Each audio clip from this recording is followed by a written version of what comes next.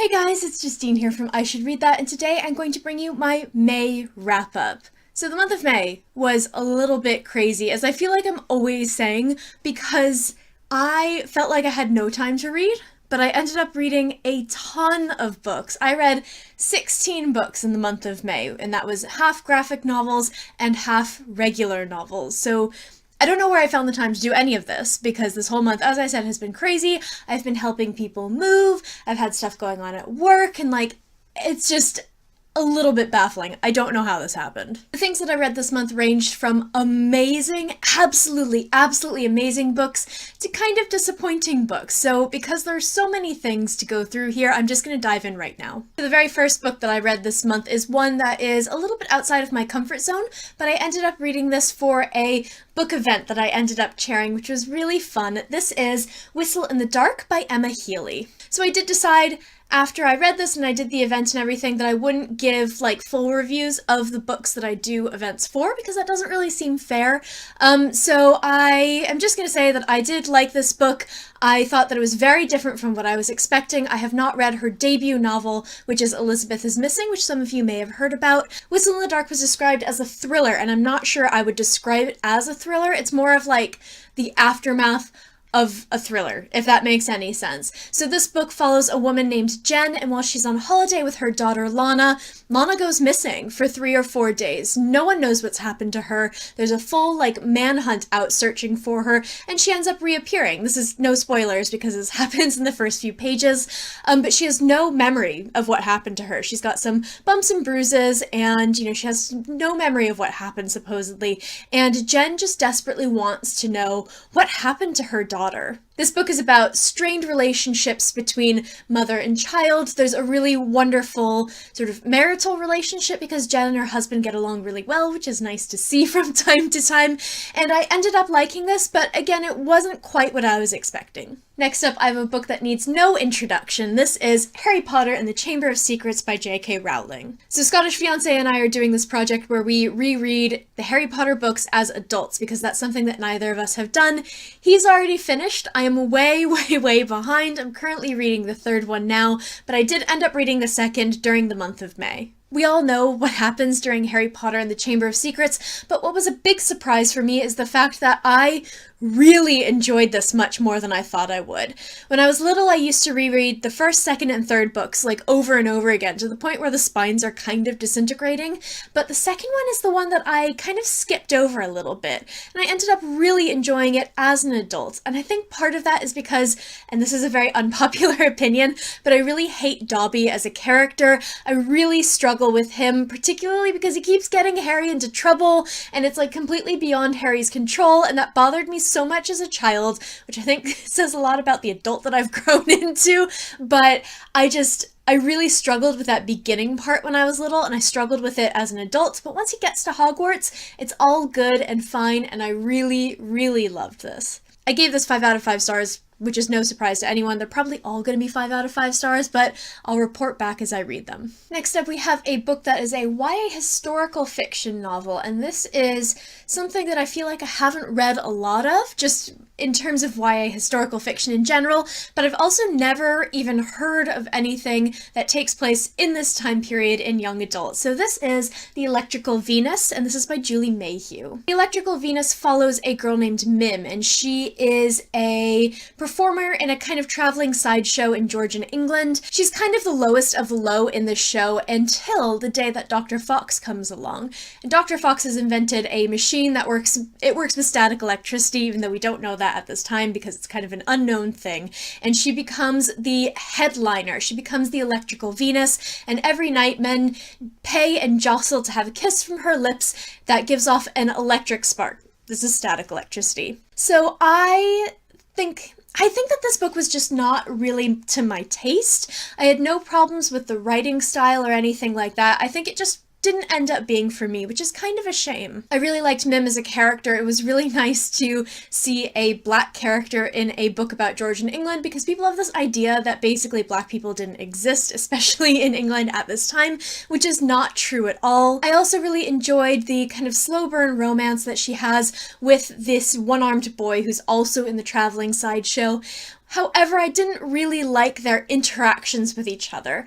I find that I really struggle with young adult romance sometimes, and this was definitely one of those cases because all they had to do was sit down and talk to each other, and maybe it's because I'm a little bit older, but that would be like my first thought would be to sit down and talk to this person, but who knows, maybe I'm just being a little bit too sensible. I ended up giving this 3 out of 5 stars. I actually almost DNF'd it midway through because, again, it just wasn't to my taste. That doesn't mean it's a bad book in any way, and I do encourage you to pick this up if you're looking for historical fiction in YA that is not necessarily set in, say, World War II, which is what everything seems to be set in. It's a nice book, and it's a short book. It's a quick read. For me, it didn't quite work, but that doesn't mean it's not going to work for you. This was the very first of my Yelk TBR that I read, and I know I'm super behind on that because I have like 15 books to read by the end of July, but we'll see how that goes. Next up, we have the book that my book club read this month, and this actually turned out to be a really surprising one because people were really divided, and I kind of fall straight in the middle for this book, which is such a shame because I read one of this author's books earlier this year, and I absolutely loved it. It's one of the best things I've ever read. This one kind of fell a little bit flat, especially having read that other book. This is Guns of the Dawn by Adrian Tchaikovsky. So I read Children of Time by the same author earlier this year, and I absolutely loved it. So I was really excited to kind of sink my teeth into one of his books again.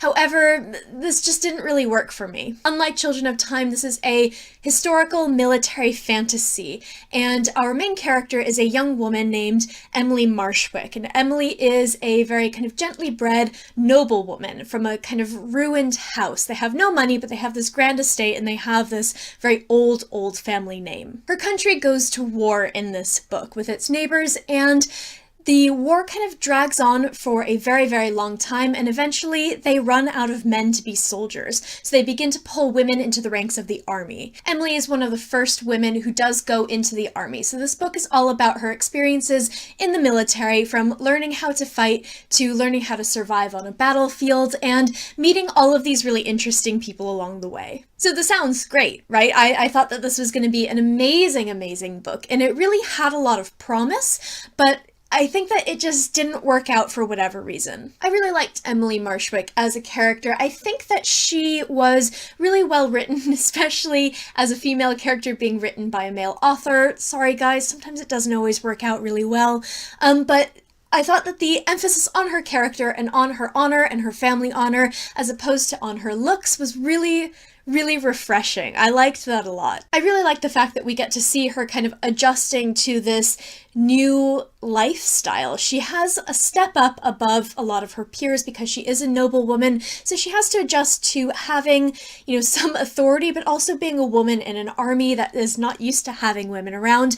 I really liked all of those kinds of interactions, that conflict. What I didn't like about this book is, unfortunately, the fact that there's really not much world building. And I know that Emily has a very small worldview, but to me that didn't really excuse the just complete lack of world building in this book. There's also a number of side characters who should have been amazing, fascinating people, but they're almost like cardboard cutouts for her to interact with. They just don't feel important. In fact, some of them who are very important to the story, once their kind of role is done, even though they are still actively there with Emily, they're just forgotten. They're just gone. They just drop off the face of the planet, and that seemed so strange to me. I have a lot of issues with the misplaced misogyny in this book and the really gross mishandling of sexual assault and attempted rape in this book, which is something that I went into in my review. I won't go into it here because this is getting a little bit too long. I had a lot of thoughts on this one.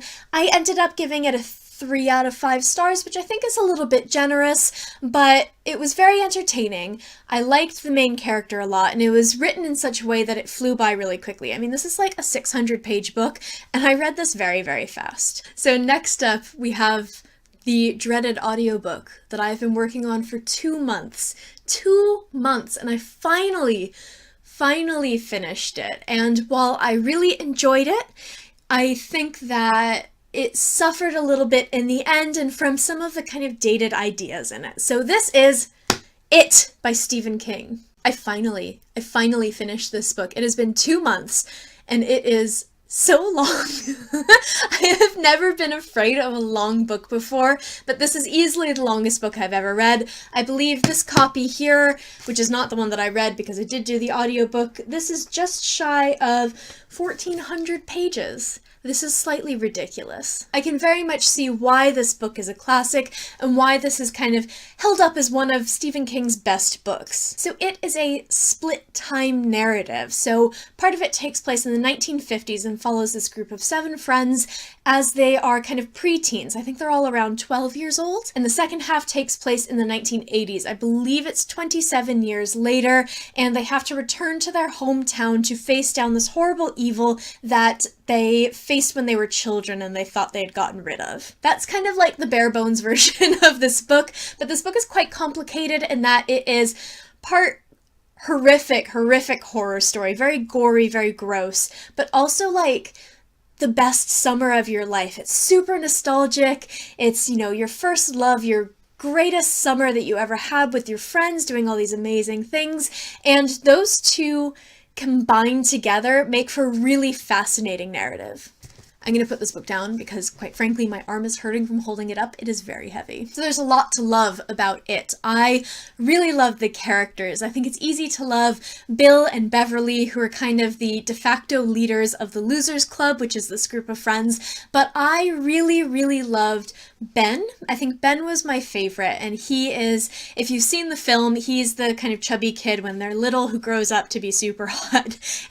And I really loved Richie Tozier as well, who's the kind of really annoying one that does all the voices. We've all known a Richie Tozier at some point in our lives, and if you didn't know a Richie, you might have been the Richie. I feel like those two characters in particular really remind me of people that I knew when I was growing up, and even though I didn't grow up in Maine, I didn't grow up in a small town, I certainly didn't grow up in the 1950s, but there's still this amazing sense of nostalgia that he sort of infuses the story with, and I really loved that. I also really loved everything that led up to the very end of the book. The first 1,000 pages or so were really great. However, I think that the ending fell really flat.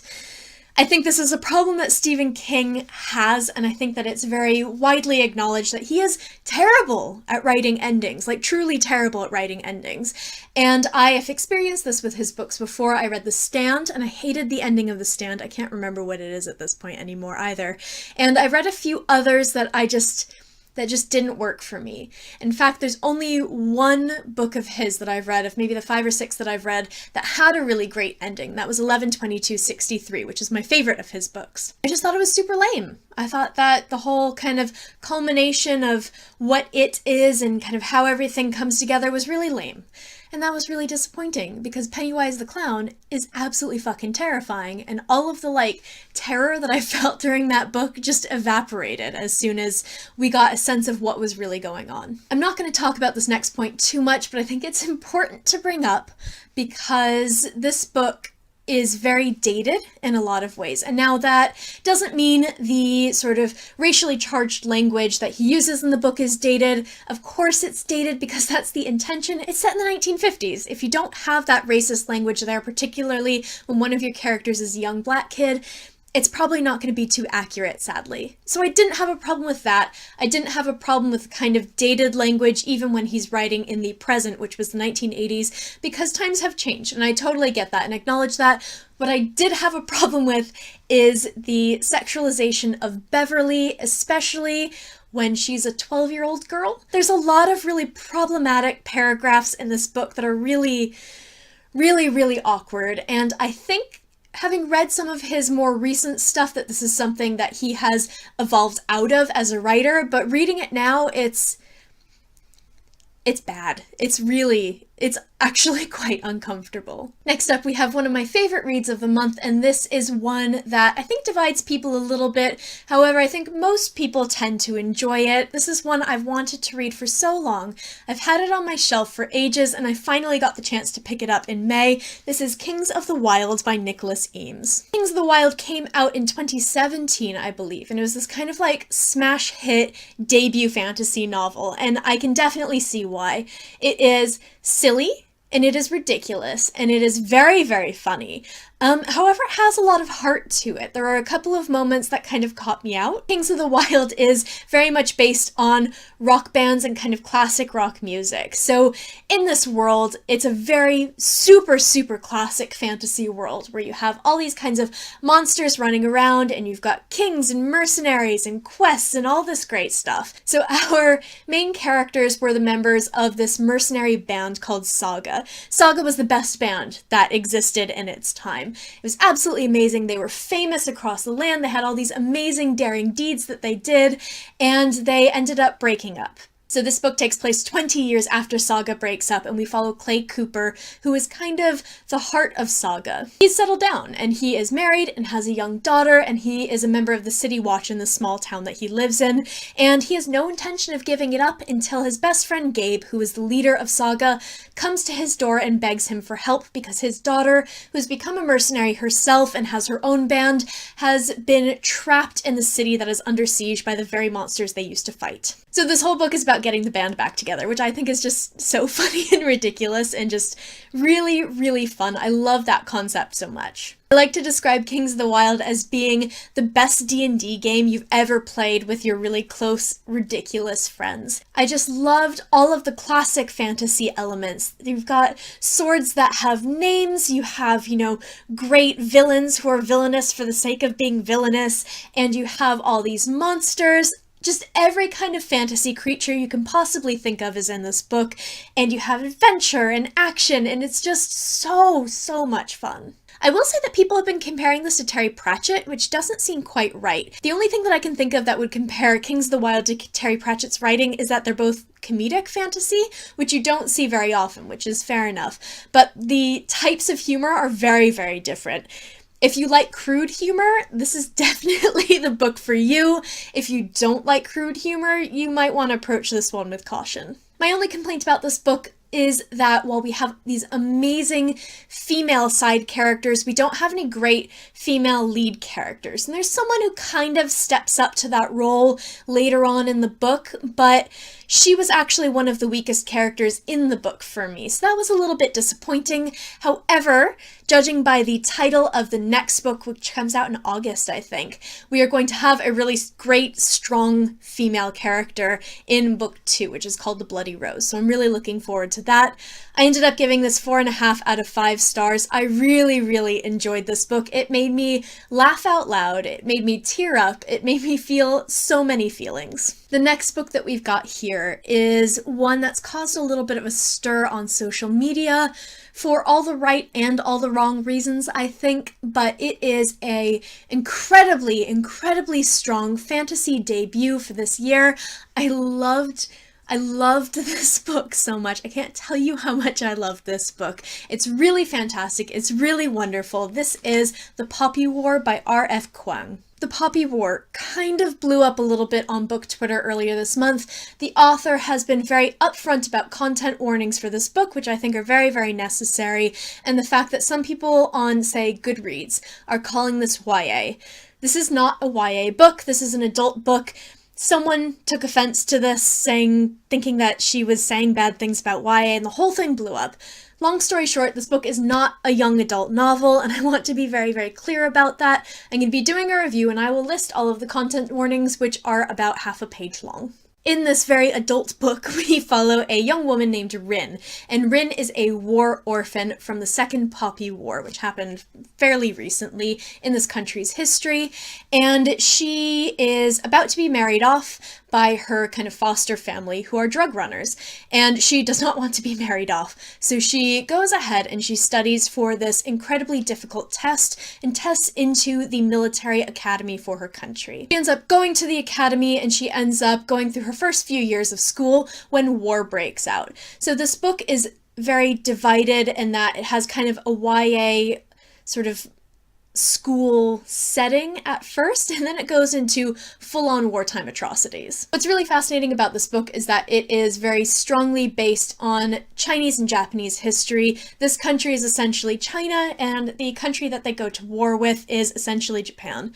And there are two particular events in this book that are based very strongly on historical events. One of those is the Rape of Nanking, and the other is Unit 731. So if you know about those two things, you know that this needs to be approached with caution. I thought the world building in this book was incredibly strong, and I think that the fact that it is a historical fantasy really helps because readers are very familiar with the sort of Chinese setting and Chinese history. It really helped fill in a lot of the gaps. This is a very long book, and there's really no room for heaping on additional detail, but the way that she writes this book you really get a good sense of what this country and what this world is like. I loved Rin so much. She's an amazing character. She is such a far cry from what so many fantasy heroines are, and I loved reading about her so much. I don't know if she's a person I'd want to know in real life, but I just absolutely loved reading about her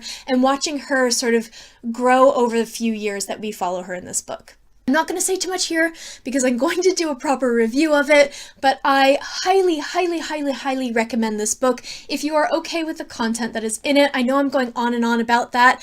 I was a little bit kind of dubious of the claims of this content warning, but it's necessary and it's very needed. So if you want to check it out, then the author has a whole blog post about that content on her blog, and I will be posting a review up here very soon, so you can check that out as well. I gave this 5 out of 5 stars. In case you can't tell, this is genuinely one of the best books I've read this year. This is easily the best debut novel I've read this year. So the last novel that I read this month is one that I actually can't show you because my iPad is dead, but it was a digital copy of a book by a celebrity, which was very interesting. It was not a memoir, which is what most celebrity books are, which thank goodness because I hate celebrity memoirs. I don't care who the celebrity is, I just find them really boring. This was actually a thriller, and I thought that while it showed a lot of potential, it was just okay, unfortunately. So this was Bonfire by Kristen Ritter. If you're interested in checking out this book, I'll leave a link below so you can actually see what it looks like. Maybe it's caught your eye in a bookshop. So Bonfire follows a young woman named Abby, and Abby grew up in this town called Barrons, which is a very, very small town in the American Midwest. She had a horrible, horrible childhood. She was very badly bullied by her former best friend, a girl named Casey Mitchell. Casey and her friends begin to get sick. They begin to very clearly have some kind of poisoning from the environment around them. A giant company that is called Optimal Plastics that has just settled in the town is blamed for a lot of this, but it turns out the girls were faking and Casey disappears. So now 10 years after she graduates from high school and she leaves the town, she lives in Chicago, she's an environmental lawyer, she has to come back to her town and investigate more water poisoning that Optimal is probably responsible for. This is her chance to find out not only what is going on now in this town, but also what happened to her former best friend Casey. So this sounds kind of cool. It sounds like it had some potential, but I do think that Kristen Ritter's star power is what got this book published. I think that this version that I read was a very good first draft of a novel, and I think that if she didn't have that name behind her, she probably would have had a little bit more editorial attention. I really think that if an editor or an agent had spent more time with her, this could have been a really great book, which is what makes it so disappointing. I feel like this book didn't really know what it wanted to do. It didn't know if it wanted to be a kind of environmental thriller with a badass lady heroine. I didn't know if it wanted to be a kind of girl on the train type book with an unreliable female narrator and a very kind of dark, twisted plot. And I didn't know if it wanted to be a book about a woman who has to face her past and go back to her childhood home. It kind of incorporated all three of these things, and because of that, I think the book really suffered because you just didn't get a good sense of what was supposed to be happening here. I thought that her career as a lawyer, actually funny enough, got in the way of the story because it felt very much like her career as a lawyer was what brought her to this town. It served as a plot element and that was it. She does almost no lawyering while she's actually in town.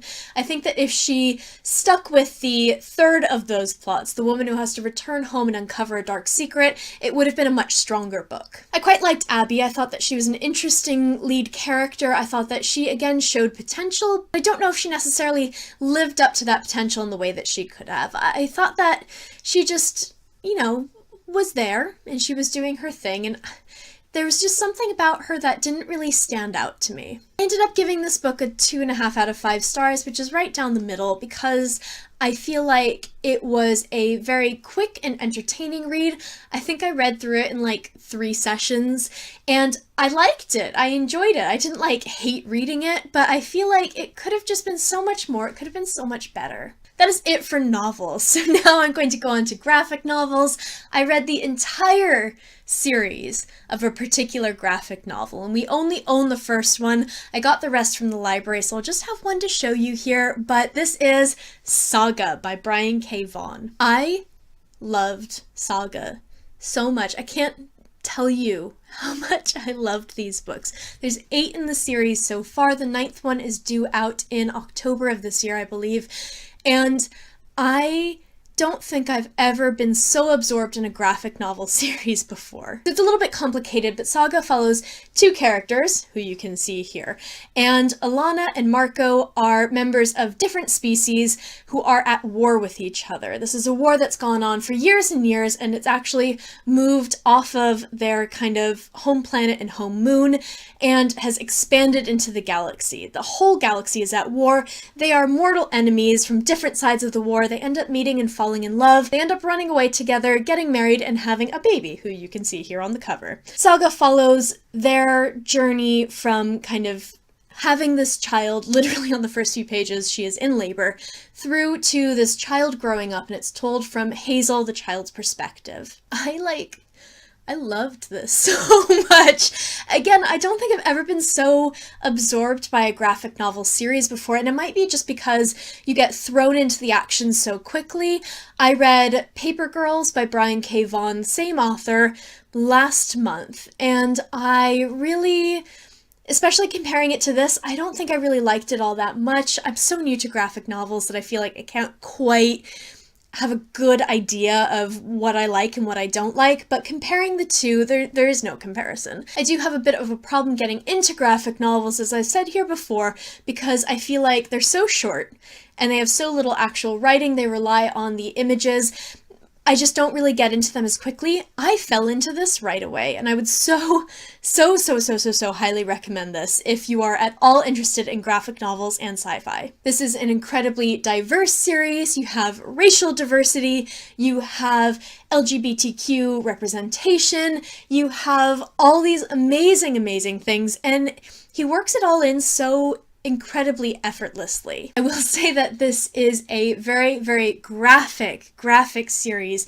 Everything from being sexually graphic to very graphic violence. There's a very close-up, zoomed in frame of a woman giving birth. So if you don't feel like you can handle some of that stuff, this might not be for you. However, I do really encourage you to pick this up because I thought it was just absolutely incredible. I gave the first few books in the series a 4 out of 5 stars, and from about the 4th one onward, I gave a 5 out of 5. I really loved this so much, and I cannot wait for the next one. So that is it. That is it for my May wrap-up. That's 16 books, although one of them was a series, so they kind of all got mushed together. But that's 8 books, 8 graphic novels. I had an amazing month for reading. I read some just wonderful stuff, and I feel like this is kind of a varied pile of books that I have here. The next couple of months are going to be really crazy for me. I'm not going to be in the country very often, plus I have Yalk, plus I'm starting a new job, which is very exciting, so I'm going to keep up with this, and I'm going to keep up with reading as much as I possibly can, but you guys might not see me here as much for a little while. So let me know in the comments below if you have read any of these books, if they are in your TBR, or if you have any recommendations for other books based on these ones that I've shown you here. Also, let me know what you read in the month of May. I'd really love to hear what you read, what you liked, what you didn't like. If you enjoyed this video, then I post bookish videos here fairly frequently, so definitely hit subscribe, check back, and I will see you next time.